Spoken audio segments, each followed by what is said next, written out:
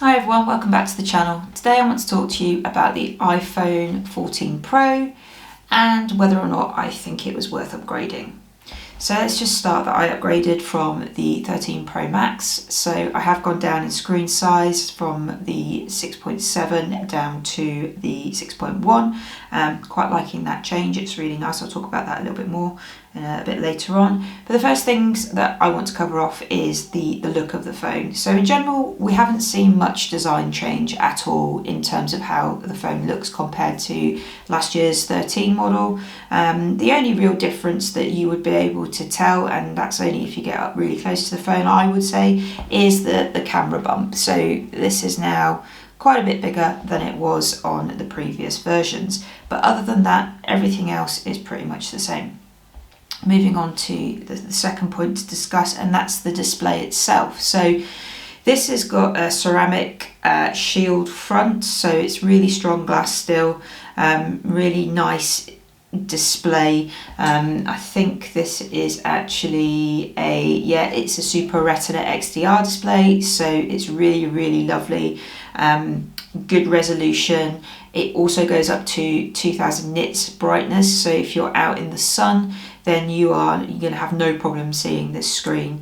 Like I said, it's a really strong glass on the front, but I would, however, say I always put on a screen protector. I have a small human, so she's constantly picking up my phone, so having a screen protector on is vital. The screen protectors that I tend to use are from a company called Spigen, I think that's how it's pronounced. And the reason I go for those is A, they're relatively cheap, and two, they come with an applicator. So I was using ones without an applicator and it was a nightmare. I had bubbles everywhere. Whereas with these, the applicator, it goes on and it's perfect. Also, talking about protection, I also slap a case on these things. Obviously, for the purpose of this review, I haven't, but I tend to use two different kinds of cases. So again, I use a clear case from Spigen. So yeah, really good brand. So I love the fact it's clear, so when I put it on I can still see the colour. But also I use some cases from a company called Nomad. So the Nomad do some lovely cases. So this is one of their leather cases, and it's really nice and protective and feels really nice in the hand. So yeah, if you get one of these phones, they're expensive, so put a screen protector and a case. And what I'll do is I'll link up down in the description to the screen protector and both these cases. Okay, so moving on to the next point, which is the always on display. Now, I think this has polarized people's opinions a little bit. I think everyone was really excited to see the always on display coming to the iPhone. Now, it only comes to the Pro versions, I believe. I think that's right. And it's nice.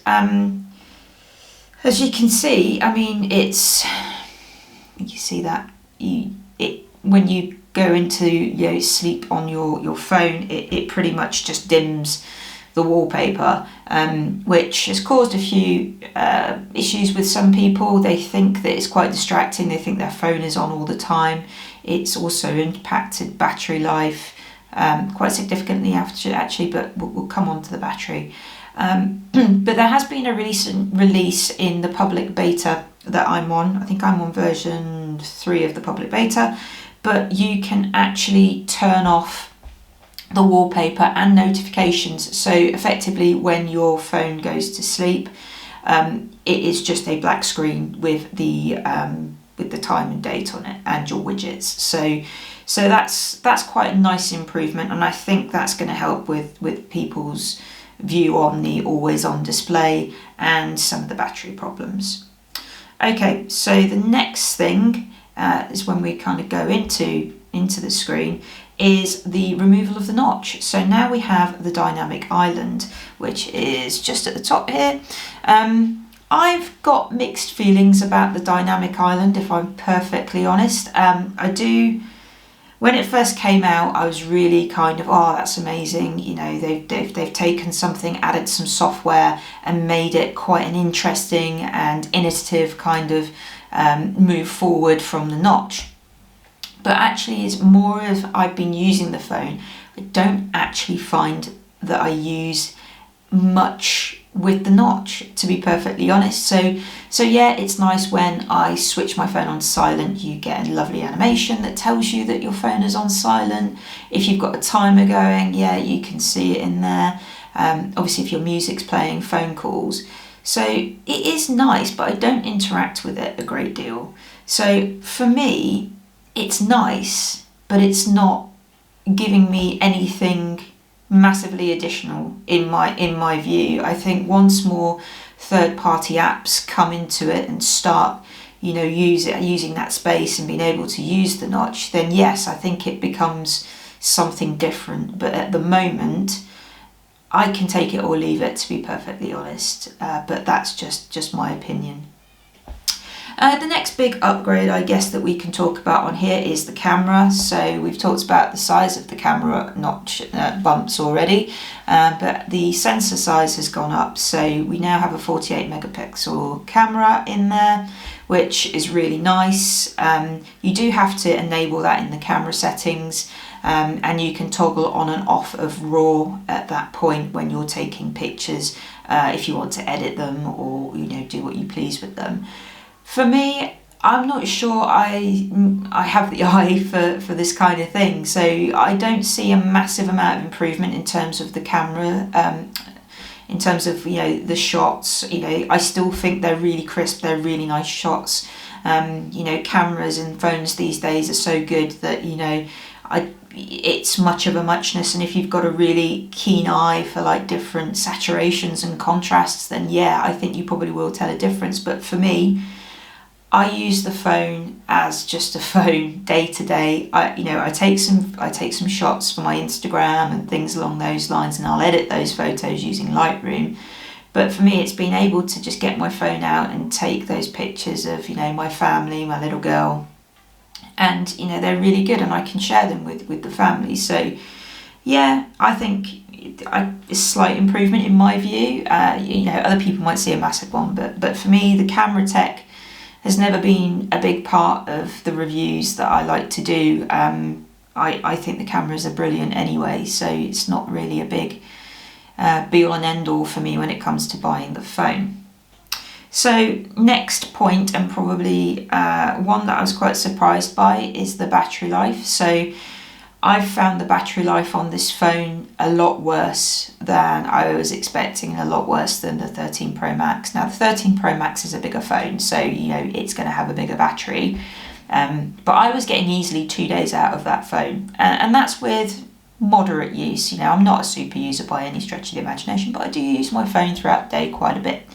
So to go to this, where I was getting to about 6 o'clock and I was thinking, I'm going to have to charge my phone, it's not going to make it to bedtime.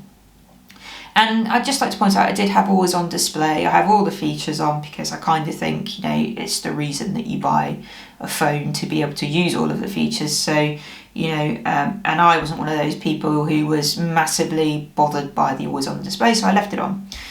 Now that's going to drain the battery, and it clearly did. But as we've had some more software updates, the battery's improved. But the biggest thing for me has been the fact that I can turn off the wallpaper on my always on display. That's really increased the battery life for me. So for those of you who aren't on the public beta and haven't got this yet, it will be coming, and it will, I think, make a big difference in terms of battery life. So that's good, and I think they'll keep iterating as well. So I think we will see the battery life get better. But for me, it was quite surprising, the drop in battery life, and that could be because of iOS 16. Probably some of it is, but yeah, it was a lot worse for me. Going from 2 days down to not really making a day was quite big. So moving on to whether or not I think it's worth it. So I do like the phone. I mean, I'm an Apple fan, and I'm just a fan of new phones in general. I like to see the latest tech. My bank balance, not so much. But yes, for me, yes, I think it was worth it for me, because that's the kind of thing I like to do. There was enough features to hook me in. The always on display was a big one for me. Losing the notch. But if you've already got a 13 Pro or a 13 Pro Max, I don't think you will see that big of a jump if you went straight to the 14 Pro or the 14 Pro Max.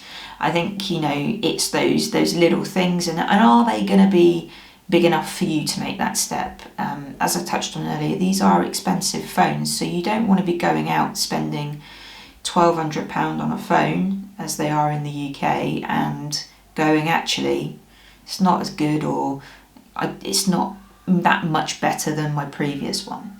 Now I think if you're coming from something like an 11 or a 12, then yeah, I think you'll see a big difference. I think, you know, the screen, I think, you know, the battery life will probably be, you know, improved.